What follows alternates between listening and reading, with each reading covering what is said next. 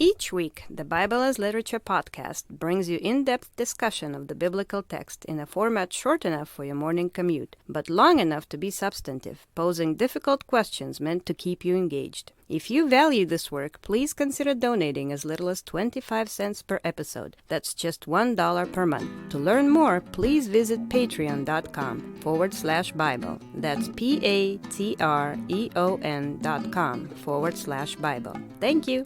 Hi, this is Father Mark Boulos with the Bible as Literature podcast. How should the Bible's addressees understand the parable of the wise and foolish virgins at the outset of Matthew chapter 25? In what way does the metaphor of the lamp oil relate to the story of the foolish stewards? How does the marketplace, first mentioned in chapter 20, frame our understanding of the final judgment and the commandment to care for the weaker neighbor? This week's discussion challenges popular interpretations of Lenten piety and raises questions about the way in which Christians identify with current events. You're listening to the Bible as Literature.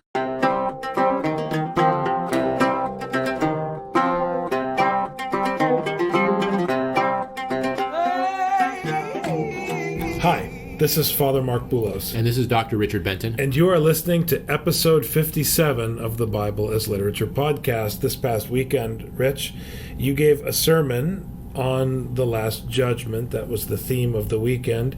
You talked about different things. You talked about the gospel text, which of course is Matthew 25, the famous text. You dealt a little bit with Paul's letter to the Corinthians and meat offered to idols, but along the way in your discussion of Matthew, you started elaborating on the question of the wise virgins and the foolish virgins, and it kind of left people standing there wondering what to do next. So you want to talk a little bit about what you said this weekend? Sure. In looking at the context of the gospel of the Last Judgment, if you helped the ones who were needy, you're a sheep. If you didn't, you're a goat, and that's the only offering to God. But the beginning of chapter 25, you have the wise and the foolish virgins, those who are waiting for the bridegroom to come. Some of them had oil, some of them did not have oil. And then following that, you had the pericope about the wise and the foolish stewards, the ones who were given coins. Some of them invested them, and some of them buried them. And I realized something, that in the pericope of the wise and the foolish virgins, it doesn't explain the oil metaphor. A lot of times we talk about being ready for when the bridegroom comes. But what is it exactly? Are we supposed to be praying a lot? Are we supposed to be waiting vigilantly, lighting our lamps and looking to see if he's coming, and that's why we need this? We need to be aware of our way or whatever. What happens is, because there's this ambiguity in the text, our mind starts going to try and fill in these ambiguities. So it's like, okay, well then what's the oil? Because I want to be a smart virgin. I don't want to be a dumb virgin. Get me that oil and I will do the right thing. I mean, this is the typical way that us Pharisaical Christians will think, because we need to go find the box so that we can put our check mark in it. I want that oil. But it doesn't say what the oil is. So what do? Matthew leaves that open to us. And there's an ambiguity. We then move to the next pericope, the wise and foolish stewards. The wise stewards invest the money, and the foolish one hides it. So why? Why is this important? If the master is entrusting something to people, okay, I want to do the right thing. I want to be the good guy. I want to be the ones who invest. I don't want to be the one who buries it. First of all, this enlightens a bit the first pericope. Okay, I want to get that oil.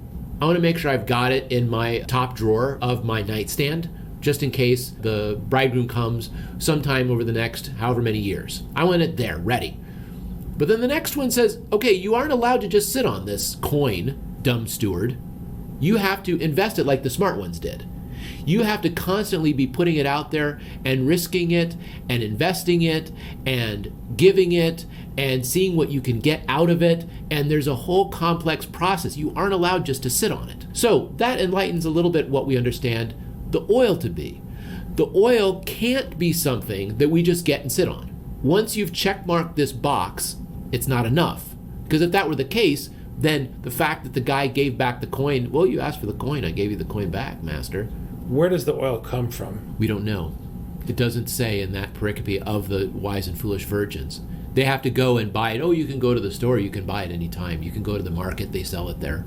Just go and get it. It seems readily available. Whereas in the case of the coin, it's very specifically given by the master. Correct. And I guess we're assuming that the oil is provided by God. Somehow you're supposed to go out and do something and get it, because the wise virgins went and got theirs ahead of time. The foolish virgins just waited till the last minute to get it. And, one could say it has to do with prudence or something like that, but that falls a little bit flat when you're trying to think of this as a metaphor of the kingdom, a parable of the kingdom. So then finally we get to this pericope of the Last Judgment, where one is required to be giving to the poor, to the needy, and not performing those actions keep us out of the kingdom.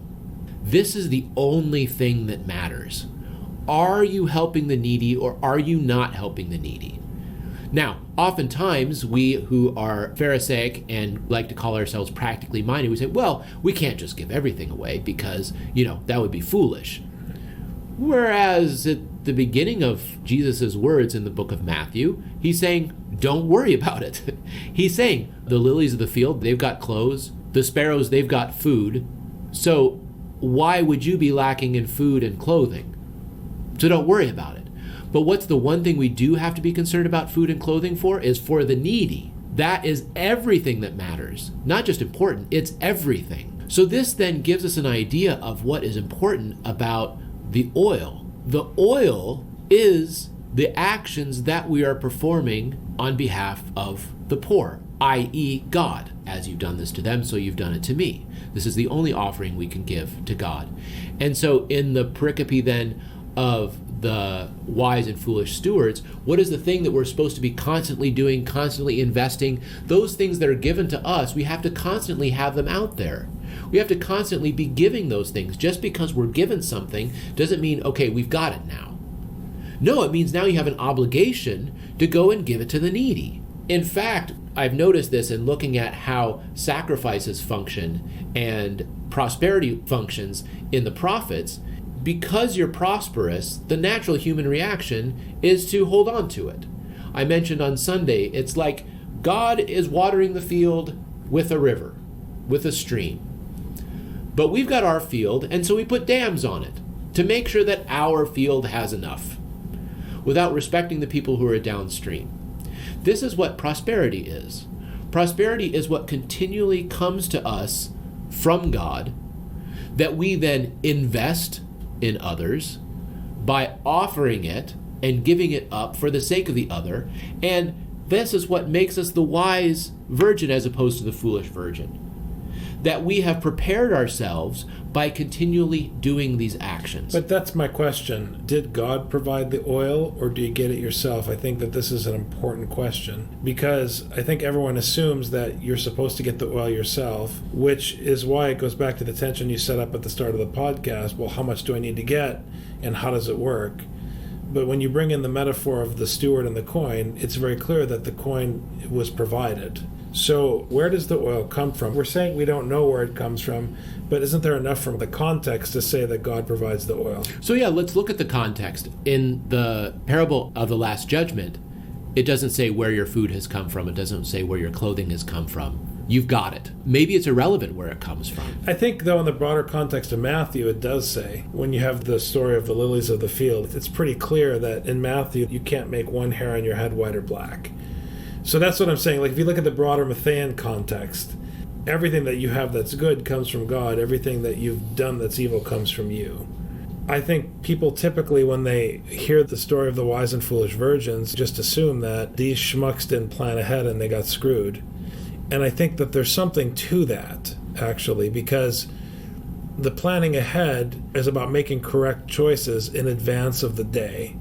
Where did you invest your time? Did you invest your time in the study of Torah, hence the 5 lamps? Or did you invest your time in other things? And so if you invest your time in the study of Torah, you will know what to say on that day. You will know what to do on that day. And the knowing what to do and the knowing what to say comes with the practice of the precepts of the Torah, which would lead you to do what is being outlined in Matthew 25, which is a mini Torah. It's a regurgitation of the law of Moses, essentially. And I think that's important because in the pericope of the Last Judgment, nobody knew they were doing the right thing or not doing the wrong thing. But I think someone who's studying Torah does know. Paul has this expression that no one can make any judgment before the time. He won't even judge himself before the time. So I think that people who read Torah know that they're supposed to take care of the needy neighbor, but whether or not they have been taking care of the needy neighbor, that will be revealed on that day. But the fact of the matter is, if you're doing what you're supposed to be doing, which is studying the text and then trying to live the text and bear witness to the text, that choice to make God's teaching the source of your life is what puts the oil in your lamp. Oil is a metaphor for mercy. Oil is a metaphor for life, just in the ancient world, generally speaking. So it's this life and this mercy that flows from the teaching. Either you're carrying the lamp of the Torah, or you're carrying your own lamp, which is, right. It's not going to have enough sustenance for you. So the fact that all these parables in this chapter focus on the actions that one is taking, I mean, the fact that the unwise steward sits on his coin that was given to him rather than investing and going and doing something with it. The action that you're supposed to be taking is taking care of the needy neighbor. This chapter itself doesn't talk about the motivation or where that's coming from, but we can see elsewhere that this is where one gets the teaching. This is where one, if we take a Matthean line, thy will not mine be done. God gives us the thing that sustains us, and we do not do our own will, but we do God's will. So ultimately, what is God's will? The only thing that matters in the end, at the end of Matthew 25, is did you take care of the needy neighbor? Even if you were studying Torah and you didn't come to fruition and perform those actions, then it's of no good anyway. I think that's what it means to sit on the coin. I think what's interesting about the metaphor of the lamps and the virgins is that you carry a lamp in order to light the path that you're walking on. In the story, they're walking up to the gates of the master's house, a metaphor for the kingdom or whatever. So to be able to get there and have enough oil implies the need to act in a certain way in order to achieve certain things. So the study of Torah and the action aren't necessarily two separate things. I think that's the point. The study and the walking, they go hand in hand, the halakha. But it's the law. You walk according to this teaching and so forth. You draw this parallel between the two, and I think there are parallels, but there are differences too, and I think the differences are important. There is a slight difference. It's a thematic critique, but there are slight differences. Yeah, actually, in the first one, they're sitting and not getting something. In Correct. the second one, they got something and then they sat on it. But the ones who are wise in both pericopes are the ones who ahead of time were prepared by getting the oil and going to the market and doing what they needed to do.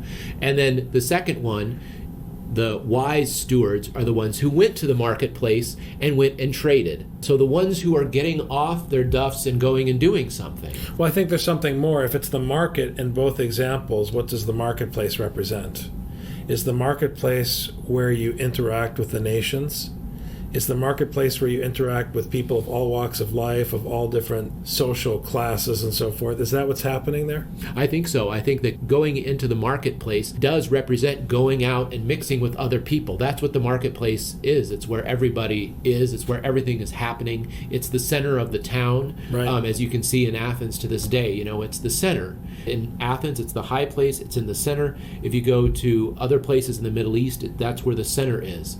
Well, this is a very difficult reading then for people who are advising each other not to go shopping during Lent. If your take on Lent and on piety focuses on becoming more inward-looking, more insular, more focused on the inner life of your community, and leads you to pull away from the marketplace, then technically the way that you're approaching the fast is in opposition to Matthew's admonition with these metaphors. Exactly. The fast is always described as fasting from food, extra prayer, and almsgiving, always in that order. Significantly, the reading we have at the beginning of Lent is that all that matters is alms. That's it. I mean, that's Matthew 25. It's all that matters is alms. And as you mentioned, talking about 1 Corinthians, this is my favorite reading of the entire liturgical year. At the beginning of Meat Fair, we read Paul's epistle where he says, doesn't matter if you eat meat or not. That's what we read right before Meat Fair. So why would he say that? Why would we read this? If your eating offends somebody, then by no means should you eat. Fasting is only functional when it applies to someone that might be scandalized, the weaker brother. So the parallel you have in the epistle and in the gospel is that your only job is to help the weaker. That's it. And so if by fasting you can help the weaker, by all means you should fast. If by fasting you don't help the weaker, it doesn't matter if you do it or not. As long as your ego doesn't get puffed up, do something, but it doesn't matter really. Because Matthew 25 is the only thing. Like, that's the thing that's so shocking about this chapter, in my opinion, is that it's so simple in what it's saying. Taking care of the needy is what matters. There's the context that's created by the lectionary, but then there's the context that's imposed by the author of Matthew. And if we look at the latter context, the context of Matthew, it's taking care of the weaker brother, but again, taking care of the weaker brother in the marketplace, at least in the way that you've laid out these two parables, the wise and foolish virgins, and then the story of the stewards. And I think this brings an important added tension to the discussion, because people will tend to hear that you have to take care of the weaker brother, and then they'll look to the weaker brother in their immediate family, in their tribe, in their church community. I mean, we like to talk about certain cultures as being tribal, but generally speaking, American Christians are extremely, ruthlessly tribal, no matter which denomination or which church, because when they hear about the importance of taking care of one another, they think first of their community, and they become inward-looking and insular. I think that by forcing oneself to look at the marketplace, you suddenly realize what Paul is saying in Galatians, that you have to prioritize the household of faith, but the household of faith is not about your clique or your ghetto or the community in which you reside. The household of faith is the one that encompasses all of God's children. It's much broader than your insular community. So I'm saying that the scandal of these readings goes beyond Paul's admonition about meat. This strikes people's ears because everyone is preoccupied with what they're going to eat for the next 50 days. But the reality is, the greater sin, I think, with respect to Lent and common piety, is that all of the activities of Lent force you to look inward at your own community, the ritual practices of your own community, and your personal needs on your Lenten journey, whatever that means. And you completely transgress the law of God in doing so. Yeah, the Lenten journey idea would work if we only had the first part of the Last Judgment where he says, every time you did this to me. And everyone would say, oh, wonderful, every time I did that. But the goats say, every time you did not do this to the least of my brethren, you did not do it to me. So if at this moment you're not doing it, you're not taking care of someone who's naked or hungry or in prison, you have just wasted an opportunity.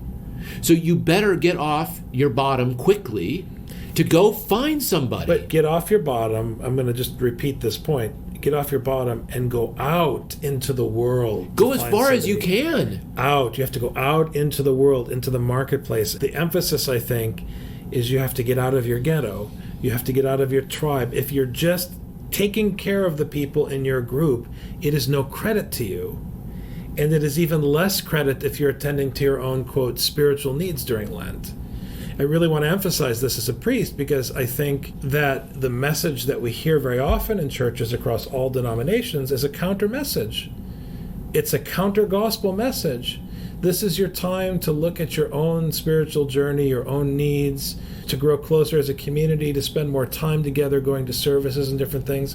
That's not what Matthew says. There's one spiritual need. That's taking care of the needy. It's taking care of the needy, but also in Matthew, forcing yourself to look outward for those in need. We used to say at seminary, it's not about the neighbor, it's about the needy neighbor. And then it's not just about the needy neighbor, it's about the weaker needy neighbor. I think I want to add something to this definition of neighbor that we talk about in the gospel. It's the needy, weaker neighbor who is outside the border of the land in which you dwell. The outsider. The outsider. Taking care of the needy person or the weaker person is always correct, no matter where they're located. But the gospel is forcing you to stop thinking about your group, Because ultimately life comes not just from lifting up the needy, but from lifting up the needy outside, whom you fear, you hate, you despise, or with whom you are in competition. It's putting the needs of those people first. And the way that I would frame this in terms of the last couple of weeks, I mean, the news about ISIS, the outcome of the wars of the past decade, and the place they've led us to now in the Middle East, it's very distressing. And the temptation is, each time something terrible happens, the temptation on Facebook is for people to talk about the tragedy impacting their group. Christians are killed, and people want to talk about the tragedy of Christian slaughter, and they play actually into the game of the militants, and they start giving themselves over to this emotive symbolism about Christian martyrdom. And the same can be said about all of the other categories that are impacted, but I think Christians in particular are susceptible to the language of martyrology and emoting about what's happened and seeing the entire burden of suffering in the Middle East through this myopic perspective of just the martyrdom of the Christians. And I think it's at that moment that those of us who take the gospel seriously have to start talking about the Muslims that have suffered. Whether it's these beautiful, beautiful young adults, this young couple in their 20s and their sibling that were murdered in Chapel Hill, or it's, literally the thousands upon thousands and thousands of people in places like Syria or Iraq who, even before ISIS came on the scene, their lives were destroyed. Because I think that there is a difference between feeling compassion towards a Christian in jeopardy whom you identify with in terms of the fruit that it could bear for the life of the world, and looking to take care of the needy one in what is perceived, psychologically at least, as the enemy camp. I think that's the deeper wisdom at work here in this text. Anyways, those are my thoughts. Thank you, Father. Thanks very much. You take care. Have a good week. Thank you.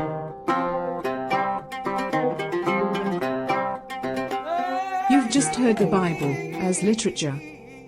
Thanks for listening. The Bible as Literature is a production of the Ephesus School Network.